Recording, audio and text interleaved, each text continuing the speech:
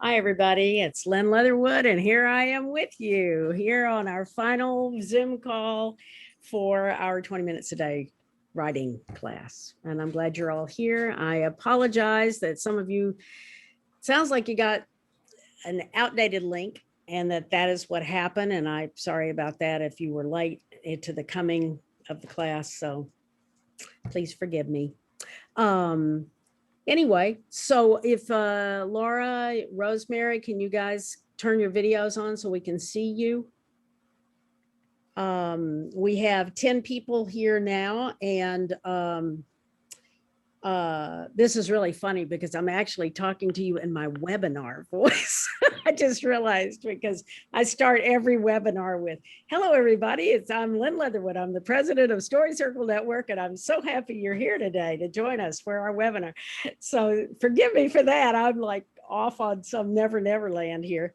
Laura, can you turn on your video? Where we want to see your face. I know who was Claire's partner this week? Jeannie. I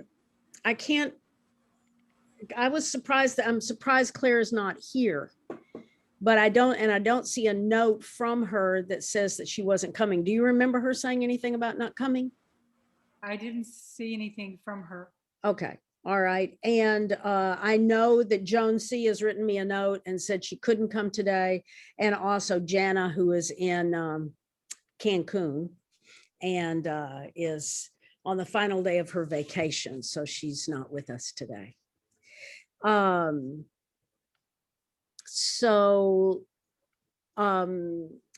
come back and let us see you when you get a chance. So I think that it would be appropriate for us to just get started reading, since you guys have been writing. There you are. All right. So let's get rolling. Who would like to go first? And then as soon as you identify yourself, whoever's your partner. 5, 2, 0. Do what? As soon as you volunteer, then let me see the hand raised of your partner, because then we'll ask that person to respond first. Okay. And since you don't have to respond in writing today if you're in the meeting. Okay. So who would like to go for? Okay, Laura. And who is your partner for this week? You're going to have to unmute. Sorry, I think it's Joanne. Is that right? I think it's Joan. I think it's No, Joanne. I think it's Joanne. Oh, are we on week 4 now? We're talking about? We're on week Joanne. 4. Yeah. I just looked. Joanne. Yeah. Yes. Okay. So Joanne, you'll go first in the responses. Okay. After Laura reads. All right. Go ahead, Laura. Okay. Giving my husband a B+. Alternate title, Practicing Being Empty Nesters. My husband and I dropped our 9-year-old son at sleepaway camp yesterday. Adam has never been away from us except a few times when he spent the night with his college sister in her dorm and apartment. So after I felt teary-eyed for about 30 seconds, I asked my husband, what are we going to do this week?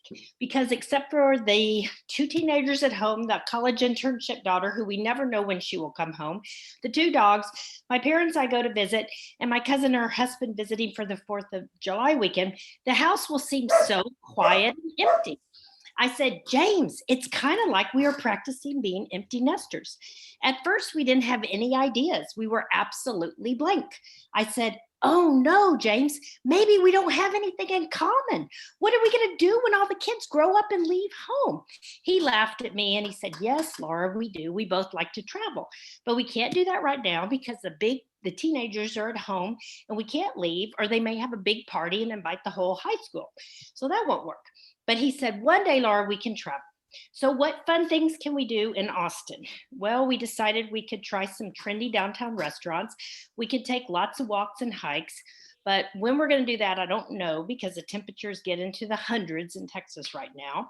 Maybe we can finally watch R-rated TV shows like Ozark and Billions because we have to quickly turn those off when Adam is in the room when they have the torture scenes.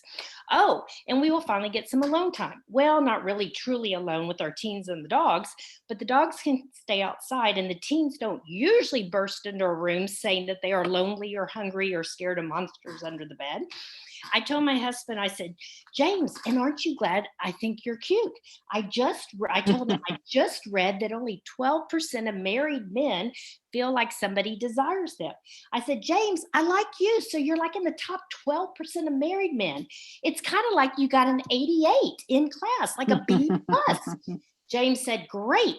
My wife gives me a B plus. So this afternoon, before my 6 p.m. writing class, we decided to have an adventure. We left the suburbs at 4:15, thinking we had lots and lots of time, dropping off some things at Goodwill on the way. Yeah, hot date, I know. Thinking to try a new trendy restaurant in town because we were so early, who would eat dinner at 4:30? Sending our teenagers selfies of us walking downtown, looking so cool, then finding out the wait time was over 45 minutes. Quickly driving to another new restaurant to find out the wait there was an hour and 15 minutes. Googling, where are the downtown food trucks? Eating real quick to get home in time. After my class, if it's not raining, we will walk and watch an R-rated show. So that's it. Well, I hear a lot of giggles. Hello, Claire. I was worried about you. I didn't know where you were. You're unmute. I'm sorry, I had an SCN friend with a crisis. And Okay, that's all right.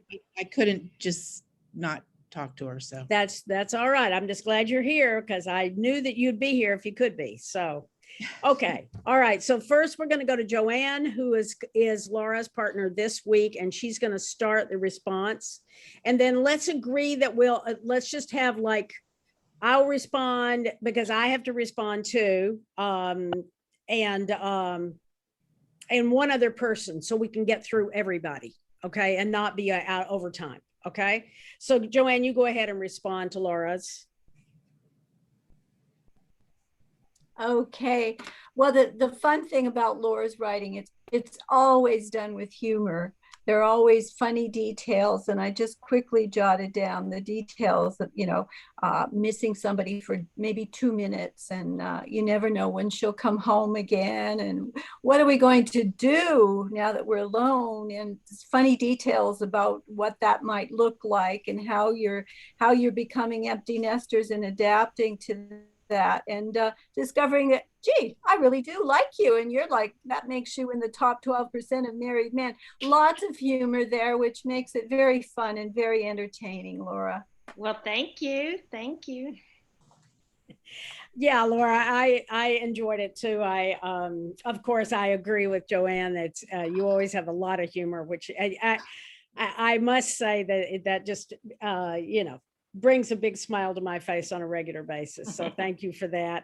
I especially, again, I love that. But James, I like you. Don't you realize that whole part? But also kind of the discovery that all the restaurants that you had hoped that you might, so you could be so trendy and cool, they're all full. And so there you are. Where are the food trucks? Even trying to find that. So hopefully you'll be able to enjoy your R-rated movie tonight. That'll be fun. And you are, who knows, James is cute. So, little hope on the horizon there. Okay, do we have anybody else that wants to comment before we go on to the next? Okay, Carol? No, Carol's not responding. Okay, anybody else? Okay, we'll just move on then. All right, who else would like to read? Okay, Carol, you go on. Okay. I thought you were going to have Joanne read to match Laura, no? Pardon me? You were going to have Joanne, the partner, read? No, I was just having Joanne. Oh. I mean, that does actually make sense though, Linda. Good I thought we point. did that last time. I'm No, sorry. that's an excellent idea. No, that's an excellent idea. Thank you. So Carol, wait just a minute. Let's let Joanne read because that way Laura can respond. We'll have that group together. Perfect idea, Linda. You can tell I need a little help with the organization.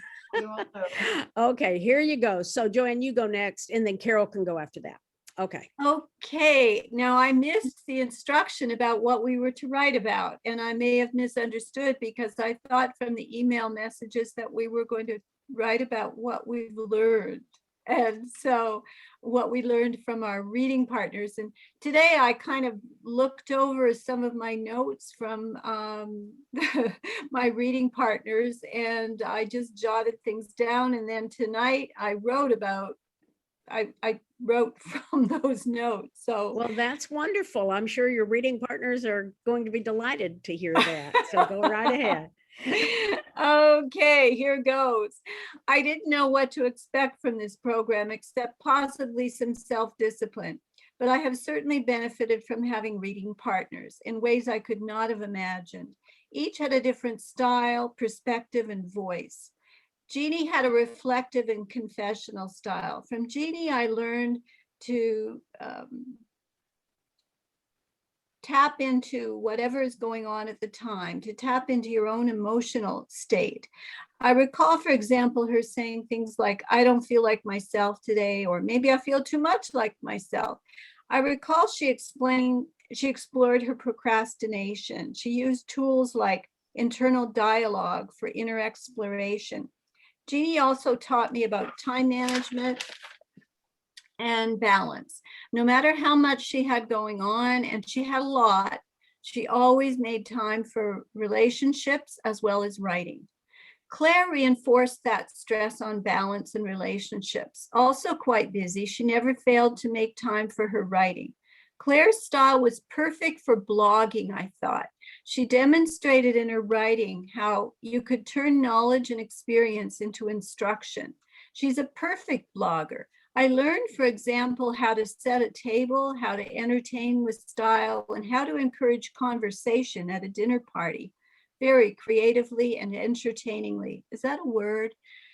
I learned how to find material for still life paintings, the art of finding and assessing treasures at a flea market, and how to turn those treasures into great gifts. Don't those sound like great blogs? Claire is a natural storyteller as well. She has mastered and demonstrated the storytelling art and how to create drama through descriptive detail and how to reveal character through dialogue. Rosemary, too, is a master at developing a story from the details, particularly sensory detail, sight and sound, scent, taste, and feel. Her characters are vivid, too, because of the details she uses to describe them. Rosemary sets the scene beautifully, too, with her details, like a TV blaring the Maple Leaf hockey game. You just know she's from Toronto there. Her food comes from Rosie's greasy spoon. Her language is quite descriptive.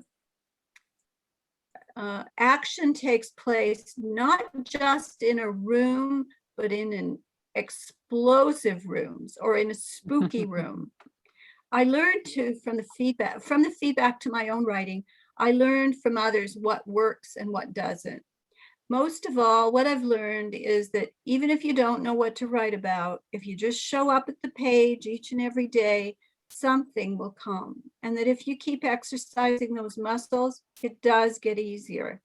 Today, I can say I'm a writer. Wow, that was wonderful, Joanne. Thank you. And it's, I have to say that, first of all, I just think that's a really lovely thing to do. I think it's great to do. And I don't know if did we have that on the instructions for this week? Did anybody else read that? If you didn't, you please, at the end of this week, please write one of those for your partners, because I actually think that is a real gift that you can give to the people who've been reading your work. And Joanne, I'm not surprised of all the people in this room that you would be the one who would write that, because one thing that I have noticed about your writing is that you are, I mean, let's just base it on your taking the instructions on how to do this class and laying them out very clearly. You are very, very good at laying out information in a clear, concise way, and the writings that you've done to the council in your place, you know, or whatever that is called. I believe it's the council chamber. Very, very concise and clear. But also, you know, not to mention, and as we talked about last time, your Chinese cook and all of those things that you've got. You lay out your information in a very, very clear and concise way that makes it extremely easy to read. And I love that because I know that I'm going to, you know, it will all be right there when I'm reading, and it'll be very easy for me to visualize it and to enjoy it. So thank you for that. Thank you. You're welcome. So I'm going to go ahead and go on since do we need to say something? Okay, Laura. Unmute.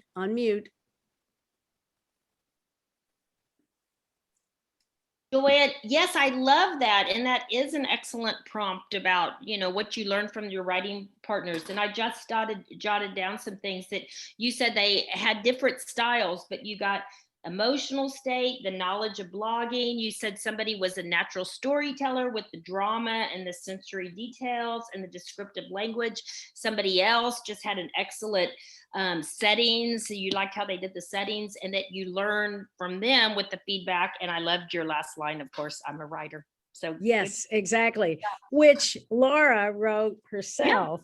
I did. I just wrote that down yesterday. 2 days ago. And you know, that is like a really cool thing for me to see. Yeah. When you guys embrace this, your persona, your person as a writer, because you are. And when you write every day like this, it doesn't take long before you go, by damn, I am a writer. This is what I do. And I do so appreciate that. I know when you have readers and you haven't had them before, and commenters, that can be stressful. And yet it's so helpful when you have people who are responding to your work. And so I'm glad that, Joanne, that you were able to benefit from, and all of you, of course, benefit from that, but that you were able to articulate that. So thank you. Okay, so now we're going to go to Carol, and let me give you a heads up. So Joan, you are Carol's partner this week, and Linda, has 2 partners. Right. And Linda. So you guys will both yeah, you'll both respond to Carol's writing, and then you guys will go after that. Okay. I just want to apologize. I wasn't as good as Joanne with, but I love her idea about responding and giving people feedback about what you've learned and creating a story. I've been writing every day, including Sunday, just because I wanted to. I'm busy writing in depth and revisions for the anthology about post-COVID. Hours go by and I'm still in my nightgown. First it's noon, then it's 1 p.m. I look at the clock in disbelief. Are all my clocks and watches wrong? Writing time is different from regular time. I mean, there is a different speed, whereas sometimes since retiring, I'm finding things to do. Writing is all in, no need for breaks. The keys keep moving, even in the shower, even eating, even I'm getting more ideas for new words I can incorporate into my stories. I am wearing words. I am thinking in words. Writing is me. Writing is my life. It's pretty recent when I realized that writing is me. I tried to use my dormant Spanish, yo estoy palabras, meaning I am words. When I'm not writing, not reading, I have lots of room for talking with our 8-year-old granddaughter. She's my special pumpkin. She at eight has finished all her Harry Potter books, except one which was told by her parents, my daughter and son-in-law, she is too young to read. Why? I have no idea. There are many things I have no ideas about. Hate, and there's a lot of it. Violence, and there's a lot of it. Untamed prejudice. People saying whatever they want to say in public just because they can. We have to tolerate misinformation because the misinformers seem to have more power sometimes than we who know reality, or we agree on reality. Power is the end product. Machiavelli's Machiavelli's principle, the end justifies the means. Really? Accessing power, especially in our elected Congress people, seems to trump small t, doing what's good for people. Not all, but so many Holocaust and climate change deniers. Lots of isms, anti-Semitism, racism, radicalism, truth denier isms. Remember the senator who said the January 6th the resurrection was a tourist event? Which planet is he on? Anything to minimize culpability, to avoid responsibility, challenging our democracy. Some of the craziest people are spouting their crazy conspiracy theories and current forms of propaganda. Which country are we now? What have we become? What will it take to protect our democracy? COVID was scary enough, but the possibility of losing our democracy is much more frightening. Now that we're almost safe from COVID, but the hard choices we need to make to ensure democracy are here before us. We need to act, not sit back. Okay. One thing, Carol, I can count on with you. You have a fiery, fervent belief system, and you are articulate about it, and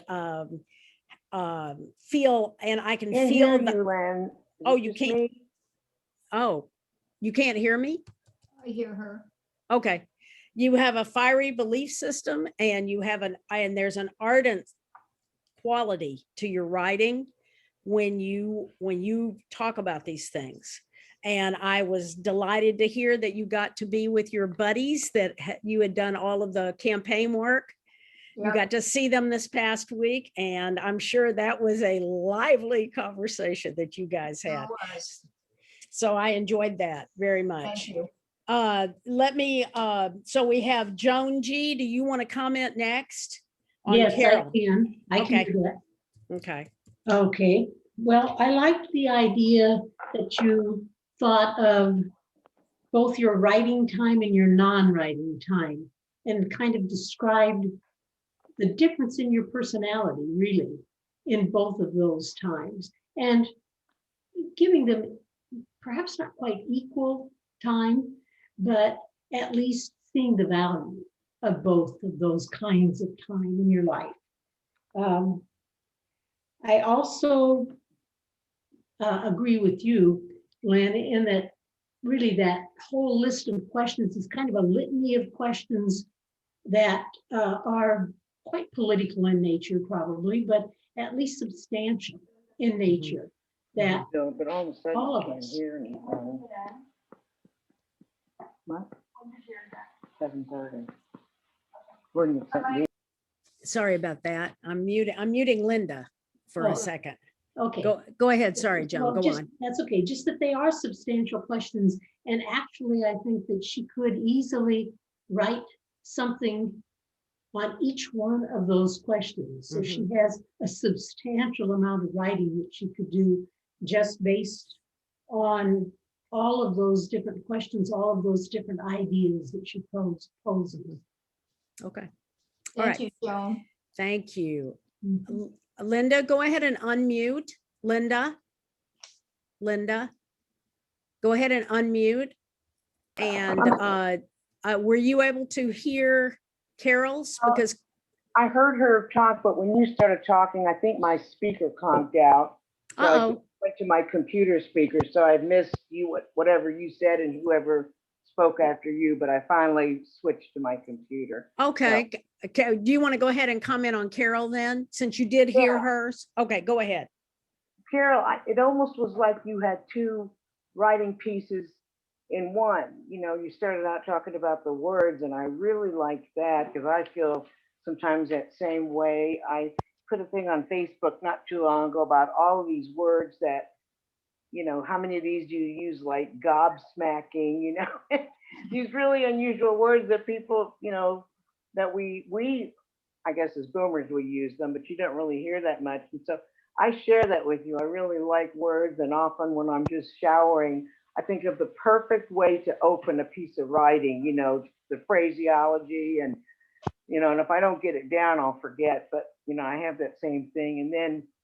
And then that was a great, I think, like a political essay. I mean, like a newspaper op-ed or something. And of course, I share a lot of the same concerns too. So I could relate to that too. But I really like the whole way you talked about words. Thank you. That really resonated for me.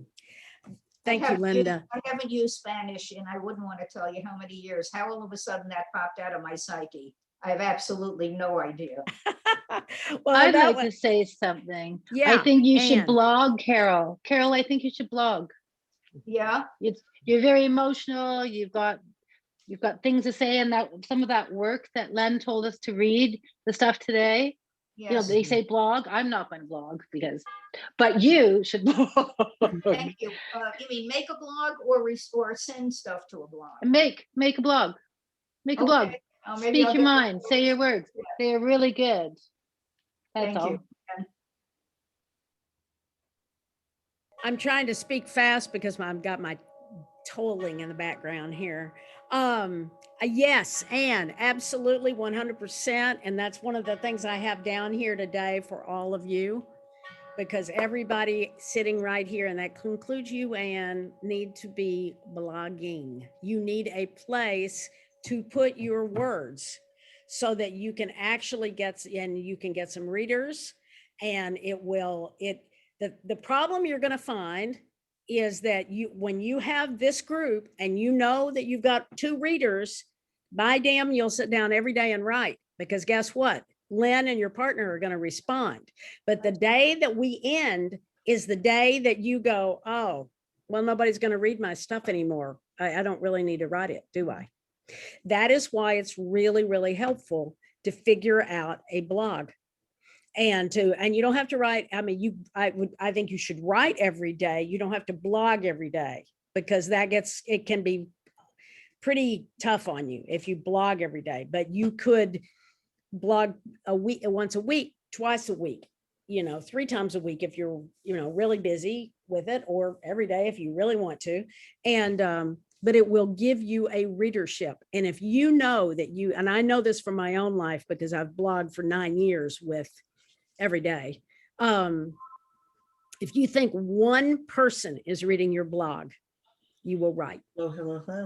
And particularly they will write you and say, oh, I miss your blog. Where are you? So I really want you to think about that. Okay. And the other thing that I wanted to tell you, while I'm diverting for 1 minute, because it's on the same subject. Okay. So I have written all these years in this daily blog, and I've gotten really worn out in the last year. Okay. And so, and it's very easy to kind of go, oh, well, I have nothing really to say, and everything I have is really boring. And why would anybody want to read that anyway? And those are all the things we all say. And the truth is that some days your blogs are more boring than others. Just on these, this from your 3 weeks of writing. Some of your writing is just, you're on target, you are rolling, you're just can't stop. And other days you're just like, I can barely get my hands on this keyboard. I don't even want to be here. I'm doing it only because I promised. Okay. But what I realized about that when I'm reading your stuff is I absolutely love reading your stuff. And I love the days when you're not that happy to write it even. And Laura was like, this is the worst blog the worst thing I've ever written. And this has happened, and that's happened, and this other, and it's just a big dud day. And you know what? That was as interesting to me as the funny days. I mean, because that gave me, and what I realized when I was reading these, and I was saying to my kids, because I've been up in Ojai at the Orange Grove, and we had a big gathering up there. It's like, I recognize this is what people have loved about my blog, is that it's so unusual to have people who will let you into their world, who will show you, who'll say, I'm having a crappy day, or even I'm having a very mundane day, and this is what I'm doing today. And it's just actually, I mean, I'm going to miss you guys so much. I love reading your stuff. It's kind of like, oh, I've got all these buddies and I'm reading about what they're doing today. And it's just a very, very interesting process. So I want you to seriously, all of you, every one of you have so much to say. So I want you to really think about how you could blog, or at the very least, find 2 or 3 people that you could write on a daily basis and write every day to them and tell them about your day. Okay, because I know some of you will go, I don't have the computer. Cordy. Sorry.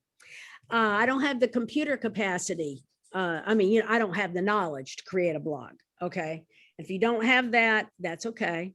You just find 2 or 3 people that you can write to every day and just write to them. And yeah, Carol. I was just going to say something interesting when you mentioned about a Monday day. Some things that I never would have before I started writing seriously. Think about why something that is ordinary can be extraordinary. Mm-hmm. Mm-hmm. I find Absolutely. that fascinating. Mm-hmm.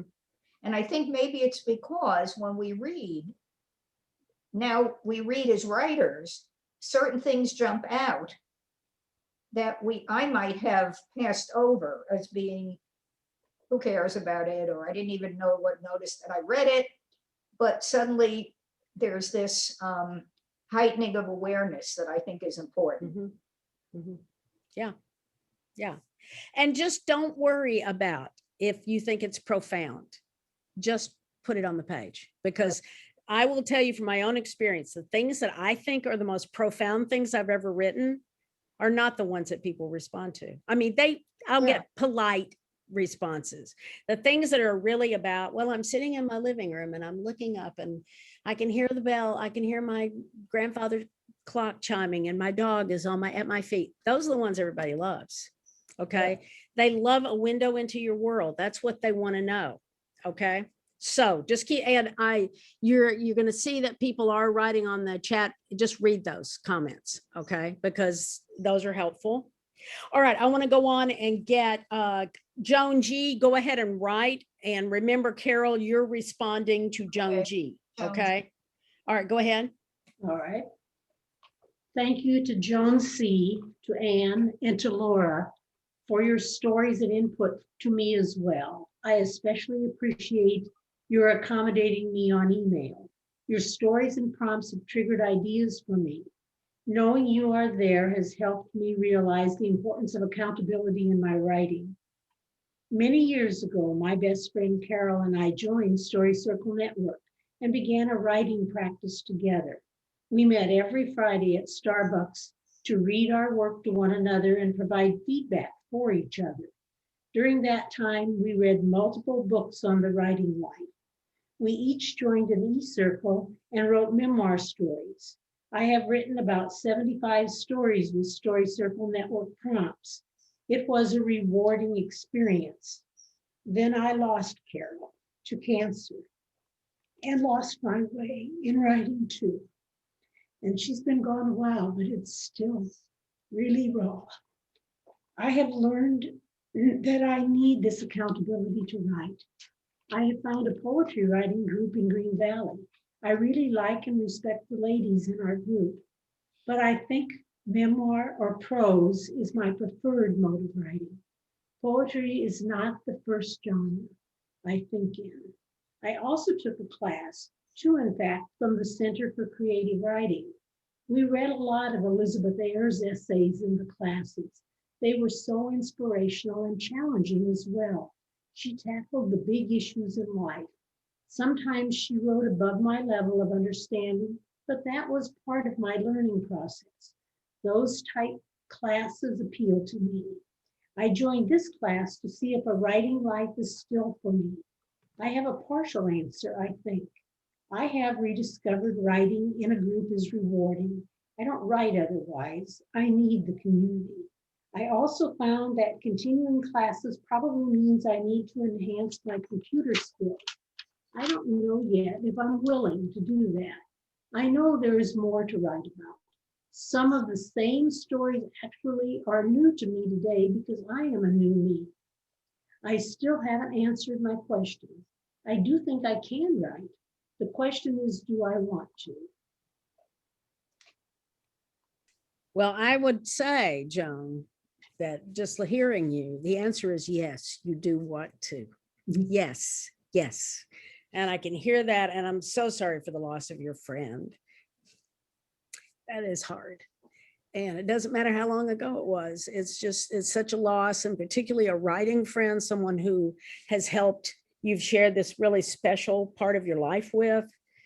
That's hard, and it's a loss. And it's very hard sometimes to find your way again after that kind of thing. So I really hope that you are going to continue with your writing, because I can tell you have very much to say. And don't let this, don't let these technical things get in your way.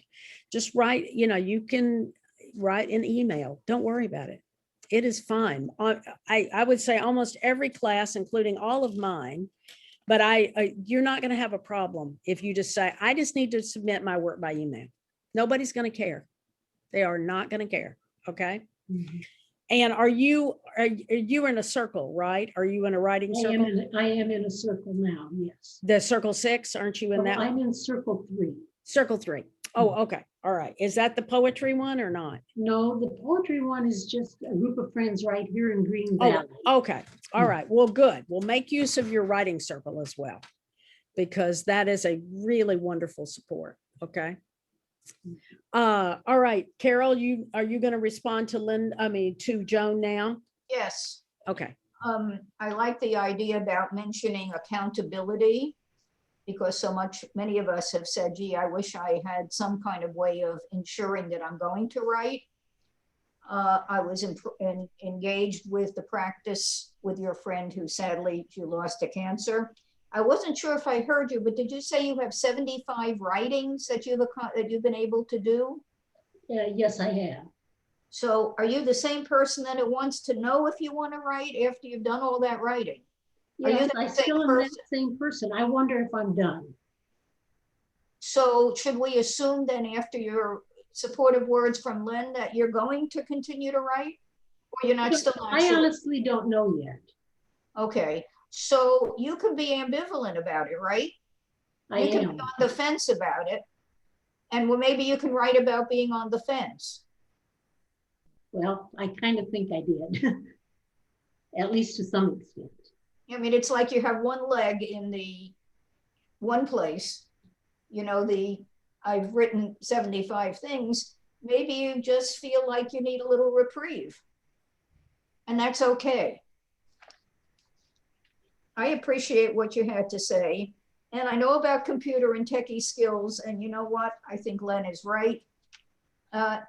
This is not a course for training tech people. Mm-mm. I didn't sign up for that one. So it's not an IT class. And so I think everybody's right. You have the skills. It's a matter of deciding and determining whether or not you can go on with this. Mm-hmm. But I was appreciative of the 3 women that took the time to do it differently. I did appreciate that. Yeah, that's important. You're right. Mm-hmm. Thank you. Okay. All right. Let's move on to Linda. Let's go ahead and hear yours. And we are, folks, we're running tight on time. You see that. Okay, so let's be aware of that. And I can't believe it's already 5:12. I feel like we just started, but yeah. It's just part of the deal. All right, so let's go ahead. Linda, go ahead. Well, I just want to say that the thought of doing it, I don't ever show anybody my writing except when I'm in a group like this or in my writing circle. I gave my daughter something I wrote that I was proud of about the freeze in Texas, and I was a nervous wreck while she was reading it because she's a good writer.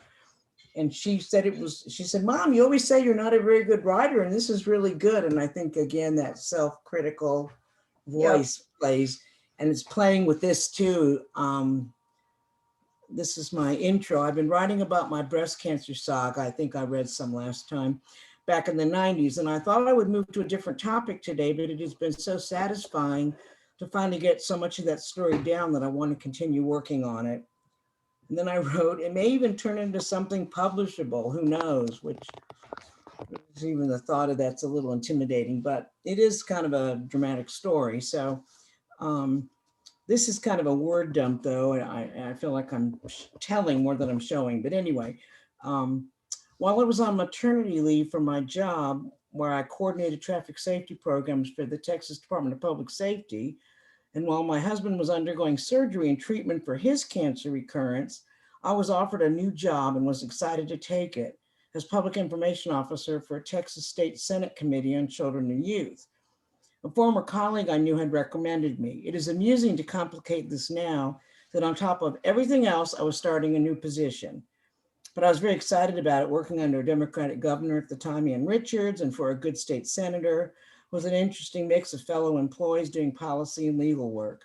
It was a great opportunity, and it was only part-time, which was good for me with a newborn baby. I was diagnosed 6 months after working there. My friend who got me the job was the one who insisted I get checked. The news was devastating, and I knew I would miss a lot of work, but because I had not been there long, I didn't have much leave. But little did I know at the time that the Senate and its employees did not follow the same rules required of all other state employees. Oh, those of you in Texas never knew that either. The Senate's the top of the line in government, and they just did their own thing. The manager of the program got together with the Senate HR person and the secretary of the Senate, who's the chief administrator, and discussed my situation among themselves. The manager called me in and told me that they believed what I was dealing with was enough, a dire diagnosis and a small infant to care for, that they wanted to make sure I did not have any financial problems as well. So other employees were able to donate as much of their comp time, some of who had hundreds of more hours from previous legislative sessions, to me as possible. I believe it totaled about 1,000 hours. Right. So no matter how much work I missed, I received steady paychecks throughout. And still to this day, it brings tears to my eyes. You know, I'm so grateful for that. I cried when I was told this. I knew others who were actually fired when they were diagnosed. I felt so lucky, so blessed, so cared for by people who hardly knew me. But one of the ways I coped was to try to continue living my life as normally as possible. So I went to work as much as I could if I was able. The Republicans took over Texas government when Shrub, George W. Bush, won the election over Ann Richards. And of course, despite the success of our commission, they shut us down because it was run by a Democrat. This was the end of Democrat in Texas. So all the other employees were filing for unemployment. I thought, I wish I could be doing that, but I knew I was getting ready to undergo the high-dose chemotherapy stem cell transplant procedure that would keep me in the hospital and homebound for a couple of months. So to keep me receiving paychecks, the senator who had run the committee took me on as his legislative aide. I could not believe how well I was being cared for. It softened the blow of all the other horrors I had to deal with. So I stayed on the payroll. 4 months after my stem cell transplant in August of '95, I began radiation. It should have been a relatively easy time for me after all the chemo and the transplant and the surgery, but it wasn't. I hated every minute of it. In hindsight, I think I was just so tired of it all.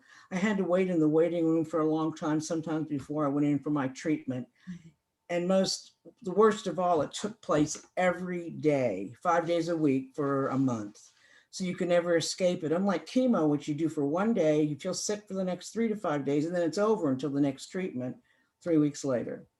It was an enormous machine they used, and there were 3 techs, and they chatted and laughed amongst themselves. I was just a patient, a piece of meat lying on the hard table, holding my arm out for some minutes at a time, and that was hard. I wanted to go first thing in the morning to get it over with, but I could not seem to get them to accommodate my schedule. I finally met with a social worker and cried so hard she worked to get me in.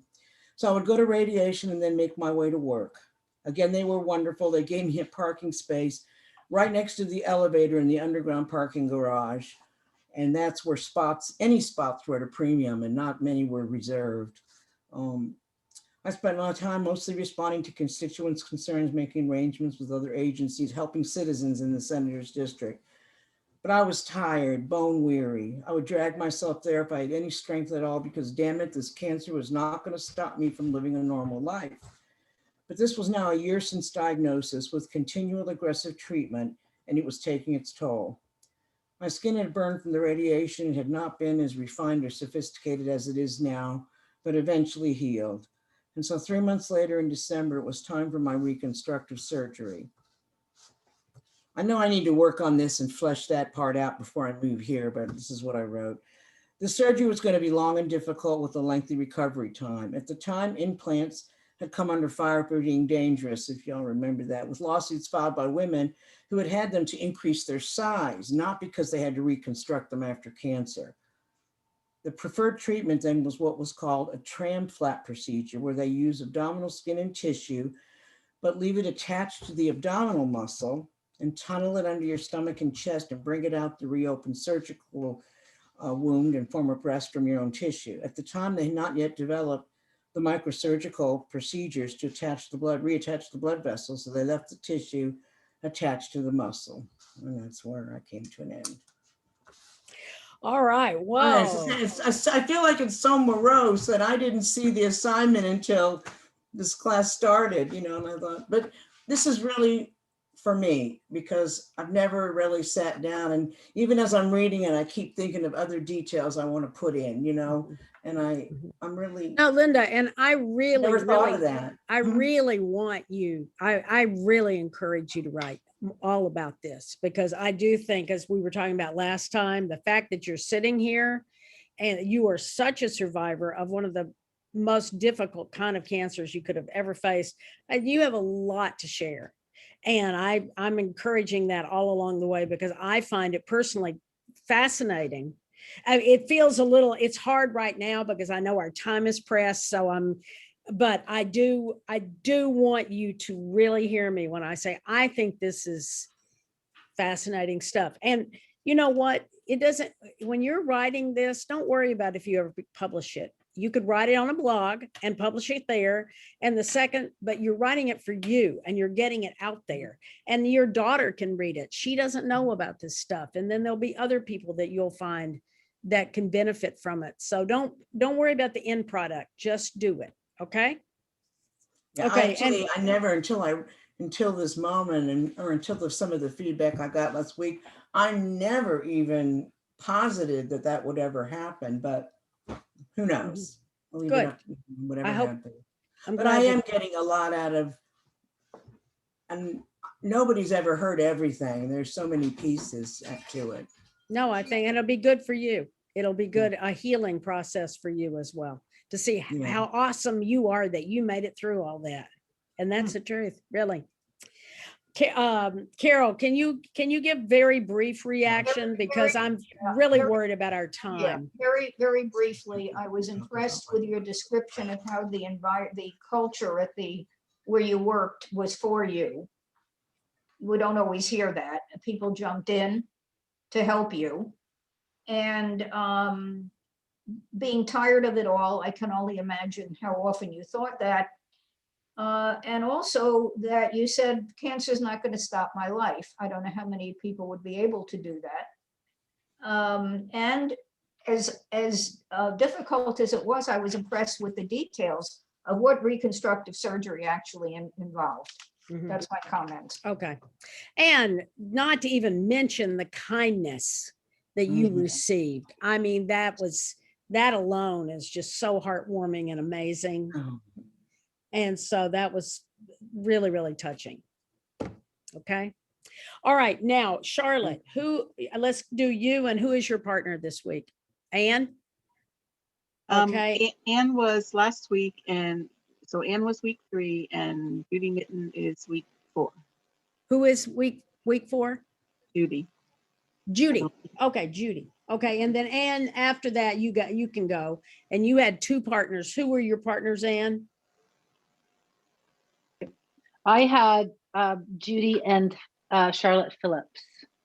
You had for my 2 people I was reading this week. Oh, okay. So Judy and Charlotte. Okay, so you 3 are all together. All right.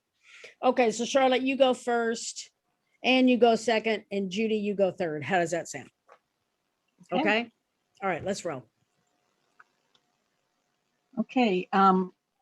Lost and not found. I managed to lose my glasses on Saturday. It's not an unusual event. I have 3 different prescriptions.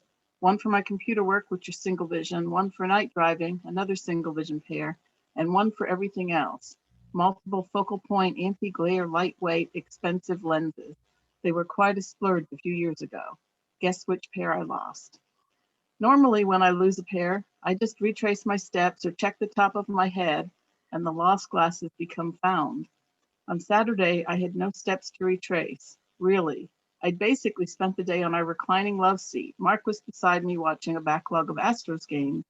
I had my computer on my lap and was flipping between writing and editing tasks, using my computer glasses, reading Project Hail Mary for a book club, no glasses, and watching any particularly exciting parts of the baseball games, everything else glasses.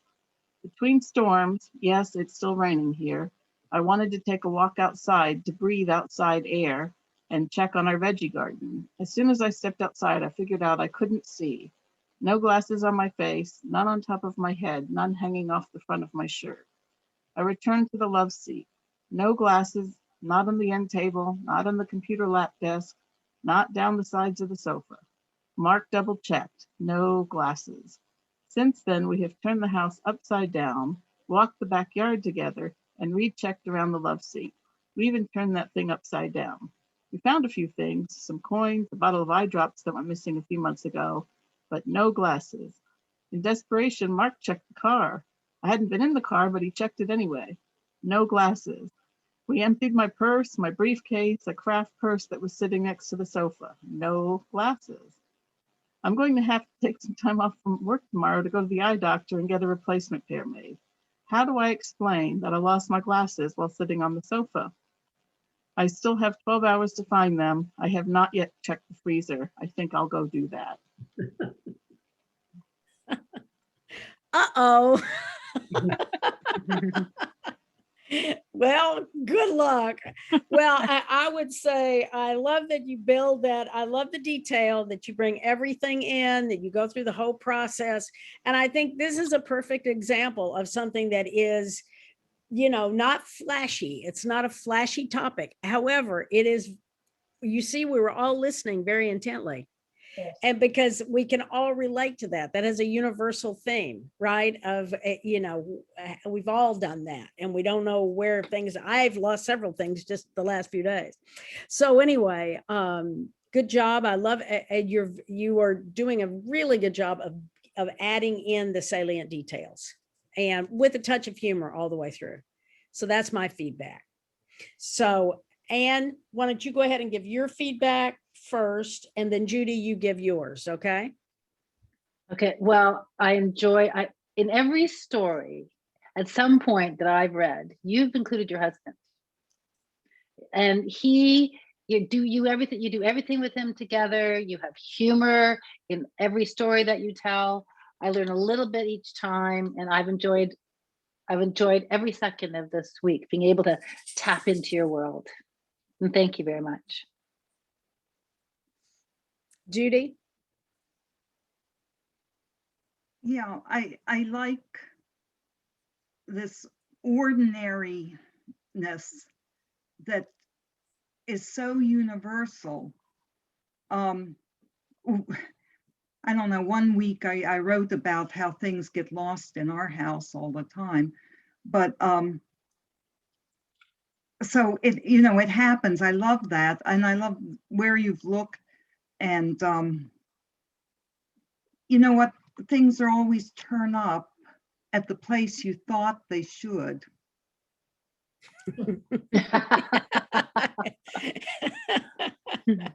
All right. It was a good fun piece, you know. Mm-hmm. Kept everyone on edge. We wanted to know, did exactly. you find them? Right. The tension is building, and it's still out there because you still haven't found them. But you've got collective fingers crossed here. Nice job, Charlotte. Okay, Anne, you're going next. Okay. Am I unmuted? You are unmuted. Yes. All right. I'm not going to say anything about this, but anybody who's read my work will know this isn't at all like it. Anyway, so many times this week I've thought about how fun it would be fun to write about tonight in my allotted 20 minutes. Then as the time ticked away before the meeting, my imagination wandered and then my treasured computer locked me out of Zoom. I calmly entered a new password, but no go. And finally, a little rattled, switched to my iPad, and still no entrance into my coveted writing class. That was when I left my comfort zone and began typing about patience. So what is that? I used to have it as a kid. I could always while away hours without worrying about a thing. Someone else was in charge. As a 20-something, again, fate was my leader. I let it buffet me through many waters, enjoying the ride. By mid-30s, it became apparent we all have to take life into our own hands, guide the ship, set our own sails into the wind to actually accomplish what we individually visualized. The result is becoming a single mom, buying my own home, buying land that I would someday build a cottage on. 40s, our children, or at least that's when I was involved with my children, taught me patience then too. To allow their frustration to bubble up would affect their growth. And our job is to encourage a positive experience, love and acceptance. 50s, I guess coasting into my 60s was how I got through my 50s.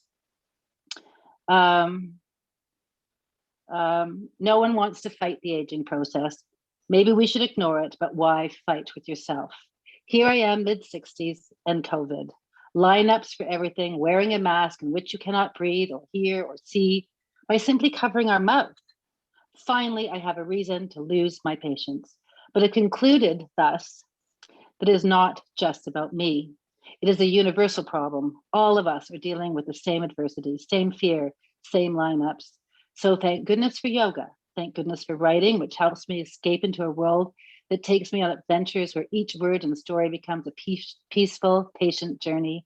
And thank you, my readers in the last few weeks, for sharing your comments and sharing your treasured stories with me.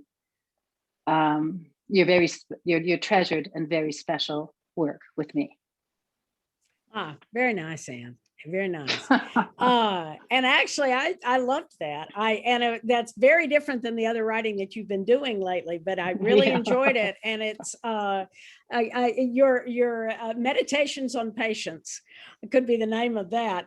I liked very much how you broke it into your different age groups. And I think that is really relevant to all of us. One of the things that you did at the end is kind of classic, excellent essay writing. Is like you're talking all about yourself, and then you pull it out at the end where you're actually addressing more of a universal truth, that it's not just about you, that you realize at this point, and you do that with the whole COVID thing, but you have to pull back from that. But that is excellent essay writing. That's just good technique. Okay, where you pull it out so that at the end, everyone that's read it feels as if you've not just talked about you, but that somehow you are addressing them as well. So good job. Thank you. Let's see. So Charlotte, you want to comment on Anne and then Judy? I do. I thoroughly enjoyed that. I've read lots of things where people try to do, they talk through the decades and they try to squeeze all sorts of things in there and they get lost. But you picked one specific trait, patience, and took that through. And I really loved it. And then I loved the way you popped out at the end and shared what, that everybody's dealing with this right now. I really enjoyed it. And it was very different from your other writing. Yeah. Yeah. Okay. And Judy? Yeah, I was just surprised she was older than 40, but Me too.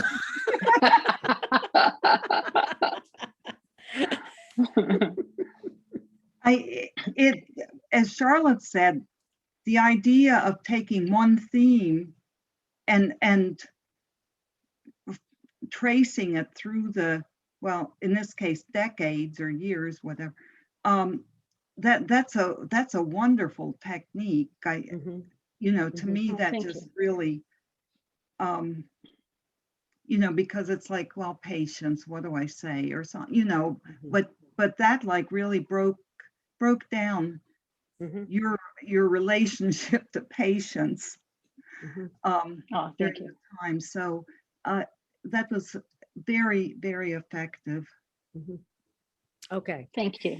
Okay, so I'm acknowledging that we're over.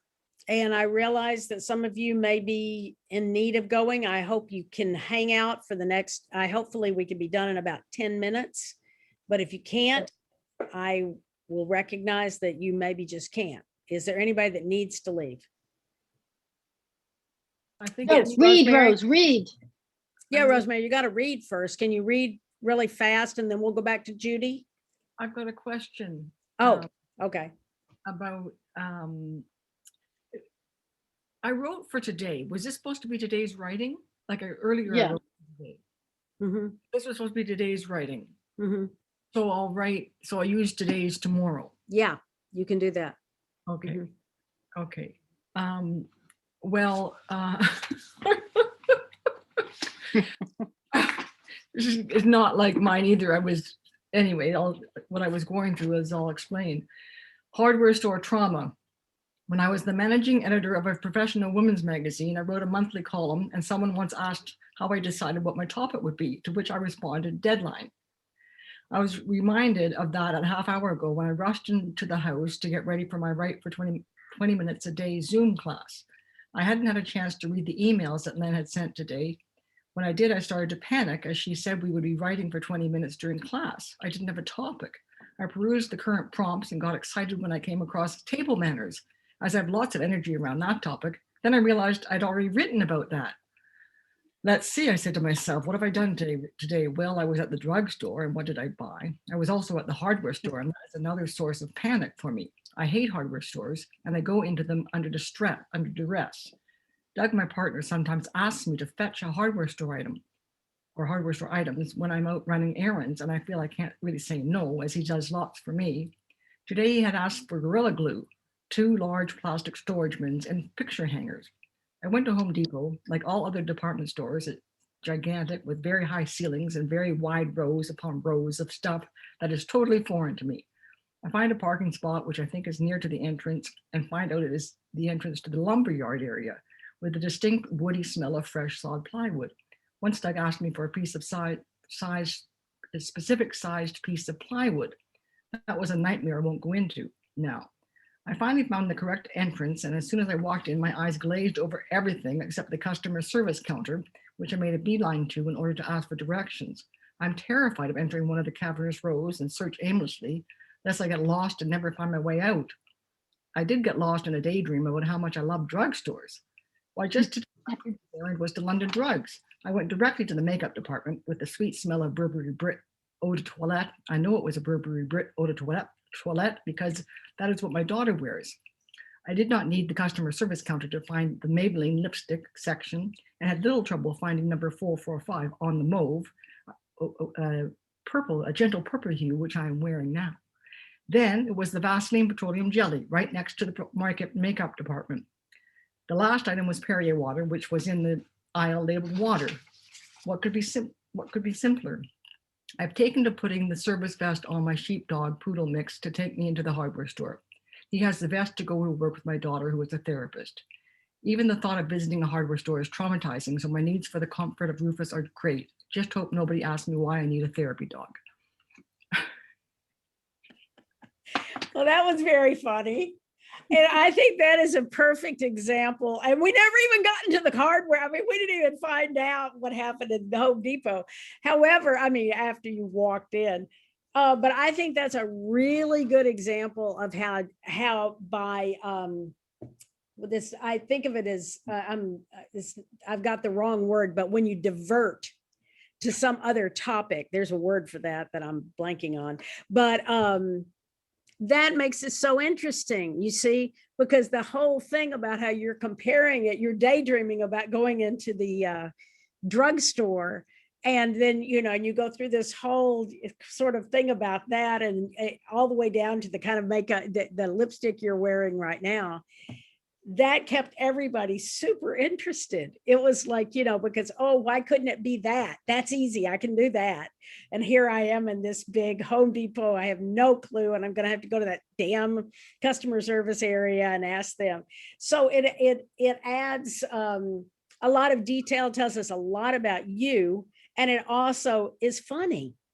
So it all works in kind of a perfect sort of connection with each other to make for a good piece. So good job on that. Thank you. Who is your partner this week? Who was your partner? Who is your partner this week? Well, my new partner is Anne. Oh, Anne's. All right, Anne. So go ahead and respond. Oh, I loved it. I thought it was great. I know Rosemary too well, but I can tell you that what she wrote is exactly her. It was so cute. And her dog Rufus with the little vest and the purple lipstick and the doing what she has to do for her partner. And again, like it, you know, if you did this a lot and you had your blog, and maybe you have one, I don't know, like people would love to hear the adventures of Rosemary.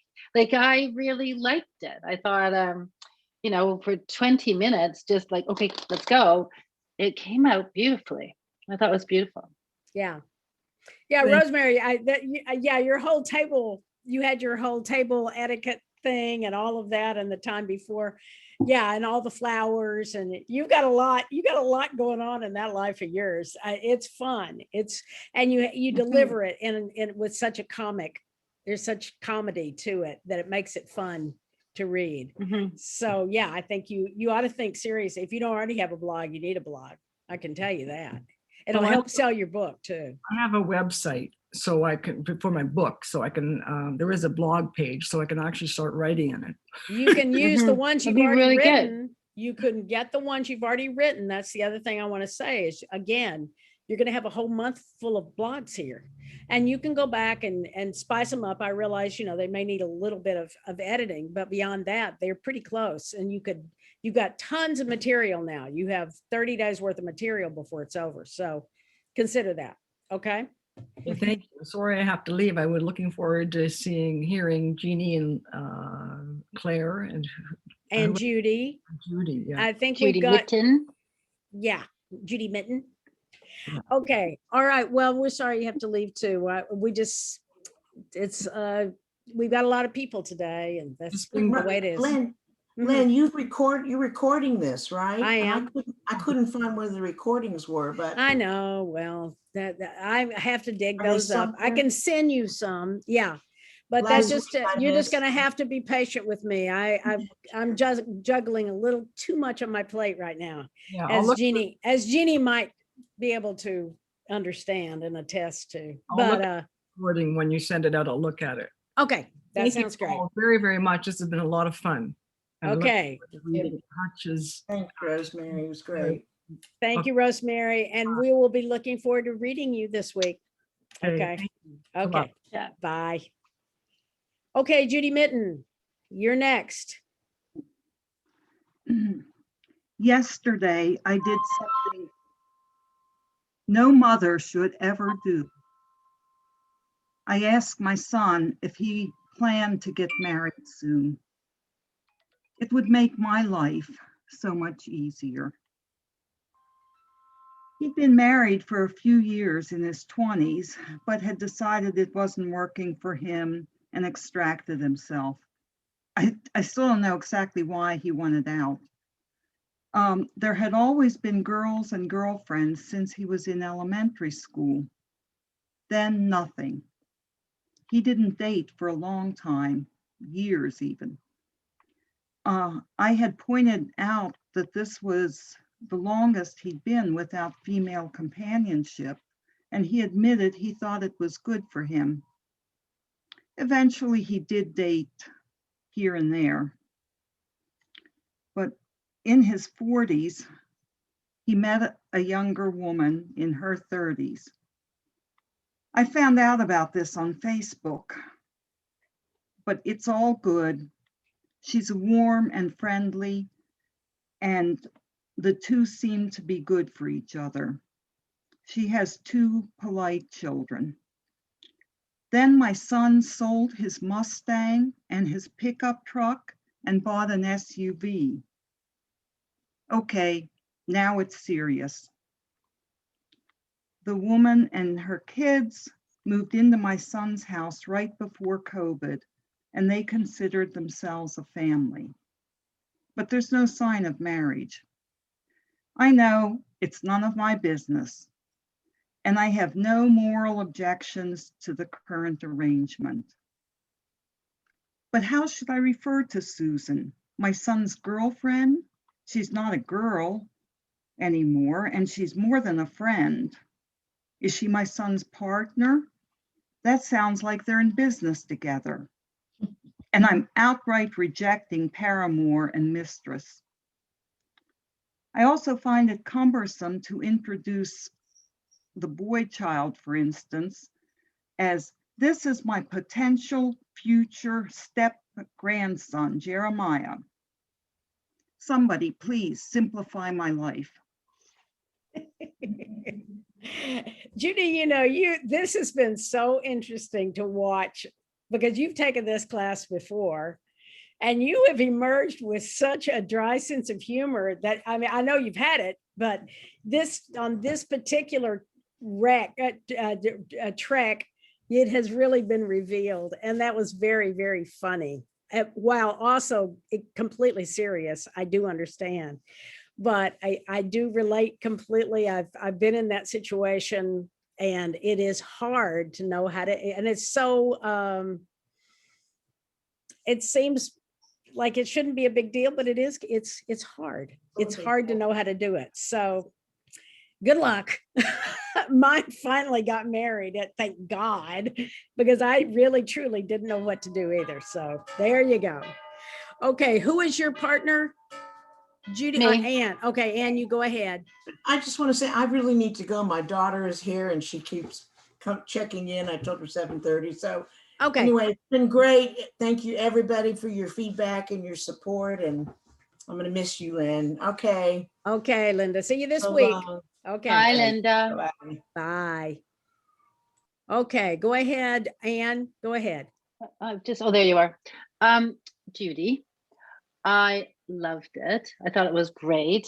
I should have taken notes, but I was so into your story that I just laughed along with it. I mean, it's very confusing, all of this very open relationships that people are having. And I'll tell you, as a step parent, I've learned, it took me a long time, 25 years, to learn to say my daughter, my son, even though they aren't. And to, my grandchildren, even though they aren't, that they consider that that's what I am to their children, even though it's weird. And they can correct you if they want, but if you like her, start calling her my son's wife or girlfriend or something, like girlfriend or wife. And if you like the kids, just treat them with all the love that you can. But if you don't like her, do whatever you want because it'll drive her away. but it's, I mean, if you like her, embrace her for your son. Actually, that would be really nice. And other than that, I love the way you wrote. I love the way that, what do I do? Like, it's a modern question and an old fashioned problem, right? Yeah. All at the same time. Yeah. So, and I feel like I know you after reading you for last week. It's been really fun. All right. Thank you. Stuff too. Thank you guys. All right. So we have, at this point, we have Jeannie and then we have Claire, but you didn't have much time to write. Did you, Claire? Can you unmute?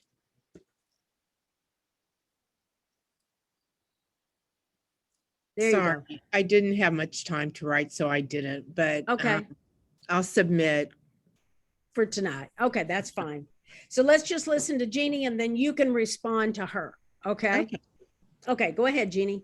And thank you for hanging out. I know you have friends that are sitting there waiting for you to come back. They're big people. They're okay. Okay, good. I have to pull up a different screen to read it, so I don't know what happens when I do that, but here we go. It's called The Grateful Learning Experience.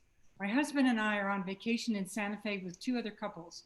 Great weather, good food, excellent conversation, and lots of sleep make for a fun time. Janie, Carolee, and I headed into Santa Fe proper today, about a 25-minute trip, leaving the guys to fend for themselves. I wanted to visit a couple of indie bookstores and peddle my soon-to-be published book by leaving a flyer or 2 with all the pertinent information. I think the bookstore's got the long end of the stick since I walked out with some books for my granddaughters at each place. What's up with that? What happens to me in a bookstore? I think there's something in the air that causes the customers to automatically pull books from the shelves and feel like they need to go home with me. And I'm a Kindle girl. But there is something mesmerizing about the cozy atmosphere, the friendly clerks, the beautifully displayed books at every turn, and the smell of fresh coffee from the cafe that's tucked in the corner of the shop. It all just grabs me. At the first bookstore, Collected Works, I put on my big girl panties and, after perusing for a while, explained to the nice lady behind the counter that I was an author from Texas and asked if they had a bulletin board for writers to post news of their upcoming books. She kindly said no, but gave me information so I could contact the owner to discuss stocking my book at their store. I also found out that they have Zoom author interviews and would be having in-person book signings in about 30 days. The whole experience gave me a sense of becoming in the know, and I realized it was actually fun to be peddling my memoir. The second bookshop, which was smaller than the first, again had pleasant salespeople. Based on my first experience, this time I wisely and proudly pulled out one of my flyers, handed it to the two ladies behind the counter, and asked if they could post it. The one woman about my age said they did do posting, but it was for local authors. I said I totally understood and happily paid for more purchases. The other woman asked if she could keep the flyer as she hadn't finished reading the blurbs and was curious about the storyline. I, of course, said by all means and chatted a bit about my writing background. I loved both exchanges. I delighted in the personable, kind individuals whom I had met and felt elated to be part of an all-new bookstore community. Yeah, that's it. Well, that was wonderful. Congratulations. Look at you going into bookstores with your flyer, and that is the next step, which is very exciting. And it feels so odd to say, I'm an author. I know, that's really cool. That's really cool. And I would like to make a plug for Jeannie's website, which I found this week, and it's beautiful. And I can see that there are going to be blogs from this period that are going to show up on that website, which I'm very pleased to know. And so Jeannie, tell us the website address so everybody can. Oh, it's jeannieguide.com. But there's no I in my name. So my legal name is Jeanne, jeannieguide.com. And the blogs that I've done over the last 3 weeks, there are many that I will be able to use. And I cannot believe I'm saying this, but it's been absolutely fun to write daily, most of the time. Usually. Well, and it's interesting, and just because your experience last time was not as pleasant as this time, it seems to me. Right, I hated you. Yes. Yeah, I know. But you see, I didn't take it personally because it really wasn't about me, was it? No. But I can see that it's very interesting. I think after you do this a little while and you get your shoulders all loosened, and the next thing you know, you're just banging out some really good stuff, and you are. And I'm very proud of you. Congratulations. Well, I would love, if I can add, I would love it if you all would go to the blog that was started in this group that I wrote. The most recent one is 2 Women Come to Terms with Patriarchy. And it's it's about my book, which is called You'll Never Find Us, a memoir. And it's the story of how my kids were kidnapped from me and how I stole them back. So I would love it if you would go read. So thank you. All right, very good. Carol, just 1 minute because Claire needs to respond first. Yeah. So that's question, but that's okay. I'll be patient. Okay, go ahead, Claire. Unmute, Claire. Hi, first of all, Jeannie, I'd like to say congratulations on your book. I knew it was coming out because my friend Jude Walsh told me about it, and I have already pre-ordered it. And and I just self-published with Amazon my own book less than a year ago, and I'm totally amazed at your ability, your free spirit, that you could approach the women in the bookstore and ask them to post a flyer about your book. And I don't have that courage. So I enjoyed hearing about that. And Santa Fe, my goodness, what a great place to be. And shopping with the girls, nothing better. And I'm looking very forward to reading more of your writing. I did look at some of your writing today, and just to get a feel for how you like to write. And I'm really looking forward to being your partner.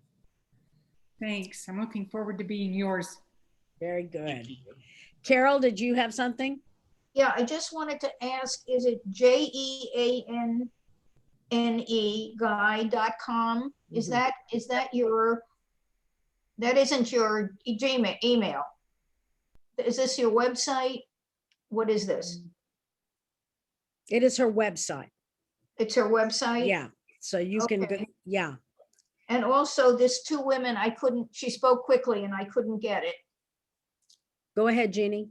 The blog, Two women, yeah. women come to terms with patriarchy. And that's where, is that on your website? Yes. Yeah. It always posted as a blog, and there's a link. I mean, Okay. Thank Okay. you. Congratulations. Now let me just wrap up with everybody. I did want to say that this is what I want you to do this week, folks.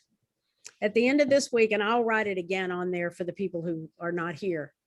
But we have I think the deadline is July 15th. I'm not positive, but you can look online. I want you to pick your favorite of your pieces, and I want you to submit it to True Words, which is a Story Circle Network publication. And I want you to do that. They need publications. They need submissions. And we want to support that part of our organization. Right. So I want you to think about it not from, oh, is it good enough? I want you to think about it as a literary citizen, as a member of Story Circle Network. We need you, okay? And so I will send you a link that will tell you where to send it. I can't guarantee it'll be accepted. However, I have a pretty damn good feeling that since I've read everybody's stuff, that you're going to have a good chance. Okay. I can't promise because I am not the editor, but I do know from the editor that they really need material. Okay. And this is a perfect opportunity for every one of you. And I do mean every one of you. Okay. And that includes Joan G right there, who's got 75 stories just sitting there. I want you to think about finding one. And if you want to submit more than one, do that. Okay. You don't have to just submit one, but can you promise me you'll do that? Can everybody nod? Give me a look. Yeah, yep. Joan G, I'm seeing, okay, there we go. Charlotte, did I say? Yes, yes, I was just wondering if there was a word limit, either min or max. There is a word limit, and is it 350? What is it? Yeah. 350. Yeah, and Carol has already gotten accepted for a piece that she wrote. Yeah, Carol. Writing, and that's what I wanted to ask. Can you only submit one? And no, you can submit more than one. 350 is tight. It's tough to come up. I mean, you have to really smush it down. But let me tell you, editing is a good thing. Yeah. All right. And so don't worry about that. But take one piece. And if you want that to be your one of your submissions this week to me, and you can write a little note that says, do you think this holds together? I'm happy to give you my feedback. Okay. Thank you. And if I don't think it holds together, I will tell you. This is the one time I will actually tell you. Normally I'm just your cheerleader this week, but if that's a concern and you want me to do that, I'll be happy to. Okay. Yeah, Carol. Another question. I was just trying to put together a writing for the post-COVID leaning in tomorrow. And I just had one question, since I have some current events in there. Is it okay to say at the time of this writing in the story? Yeah. I Yeah. mean, if I'm talking Yeah. about people Yeah, act. that is okay. Yeah, that's Okay, fine. that's what I That wanted is to- not a problem. Just, Thank you. okay. And just one little note. When you all start writing your blogs, really keep it 750 or below. Don't do more than 750 words. Nobody has time for it, and it will knock you out of a big readership if you do that. Okay. And it's 450 to 750 max words. That's the ideal when you're writing. Okay. 350 is a little harder, but you can write something really powerful in 350 words. But I want you to know that when you're doing blogs, don't write more than 750. People just wear out on you. Okay. And So vary, that's just, I was all gonna say, right. and vary the length. Don't make them all the same. Yeah, vary the length. Yeah, so that people have a, they don't all go, oh boy, this is another long one. All right, because sometimes you don't want to do that. Okay, so now let me just say, I'm going to interact with you all week, so I don't feel like I'm saying goodbye to anybody right here, but I have so enjoyed our Zoom meetings together. And it's been so fun to see you all and to hear your voices. That makes such a difference. And to hear you reading your work is especially wonderful too. So thank you for that. Okay. I just wanted to thank Charlotte and Claire, who have been my mentors and co-writers, and the same with Joan Connor, who isn't on today. Well, thank you very much. And thank you, Len, very much. I loved this class. I really did. Oh, I'm glad. I'm glad. Yeah, it's a fun class. It's a very fun class. And I think I'm going to do it again in the future. I'm probably going to limit the number. It's a little hard for me to do 13, but I may do it. I may do it continually though. Oh, that so would be that so that you can do it for 4 weeks and then 4 weeks and then 4 weeks with each term. I'm considering that, but limiting it to about 6 people. That is my thought. So That's smart. yeah, because I think but that way, if you don't want to do it for a period of time, it's no big deal. But if you do, then okay, I've got some readers.